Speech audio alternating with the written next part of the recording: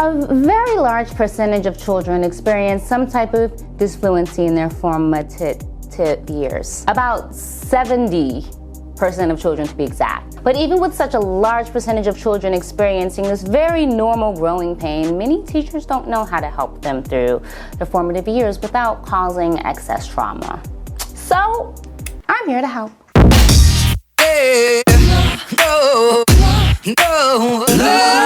Hello, I am Jacqueline Joyce, and welcome back to my channel where we discuss every topic under the sun relating to stuttering. So, today's topic is including teachers in your struggle. As a stutterer, I would have gone through so much less stress if I had just been more open with my teachers at a younger age, but also if my teachers were interested in kind of figuring out how to help me succeed. Instead, I always felt like a burden on my teachers and on my class, which is where my inferiority complex began as it pertains to speaking.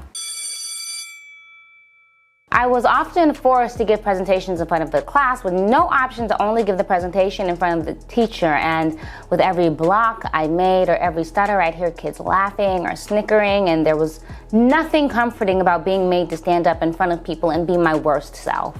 You know, I always felt inferior in school, unable to complete the simple tasks that many of my peers could, and my teachers did very little to alleviate that feeling. Now, let me start out by saying I know it's not all teachers, but I also gathered a lot of information from stutterers so that I could be an advocate for them, because I know teachers advocate for themselves. There's also like unions, and there's a way that teachers advocate for themselves. Stutterers, not so much. We don't really have that for ourselves. But I have a list of like experiences that people who stutter have actually gone through, and I'm just gonna go through them real quick so that we can start at sort of a fair playing ground. We know teacher stories. There have been films about teachers.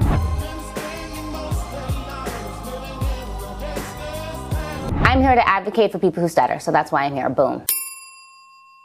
So I've heard a million horror stories from people who stutter about the hardships that children go through during school. There's this one story where like a child was suspended from school for not being respectful, when like in actuality the child stuttered and had a really difficult time maintaining eye contact when speaking. You know, and so like when you're getting in trouble for something that you can't control, it weighs on you extremely heavy, especially for someone like me as a child who I took everything personally all the time. There's been instances of harsh grading because that teacher offered no other option to the student who gives a oral presentation, and then that teacher grades that student on the same scale as they would a fluent student.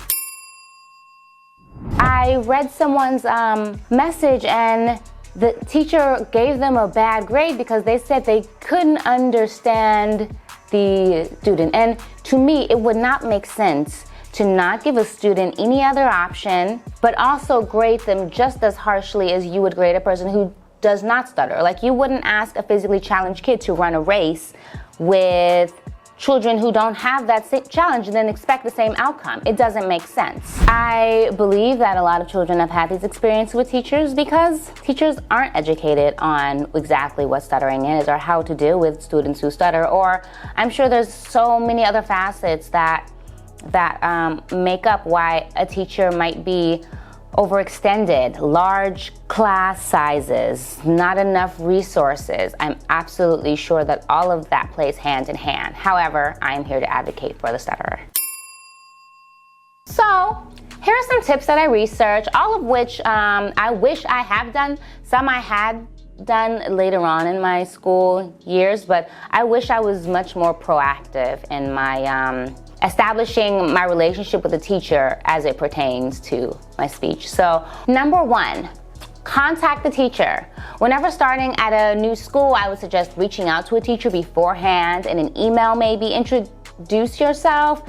If you're the parents of a stuttering child and you're watching this, introduce yourself as well. Email them some information on ways that could help them make this school year less difficult for you or your child. Number 2, bring educational materials. I also suggest bringing your teacher like a pamphlet about stuttering. Various stuttering organizations have them. They explain what stuttering is and ways to help a student who stutters. I will link some of those organizations below so you can order yourself a free pamphlet. Something that a person messaged me, and it was such a cool way of building camaraderie between the student and the teacher, was to introduce a special sign.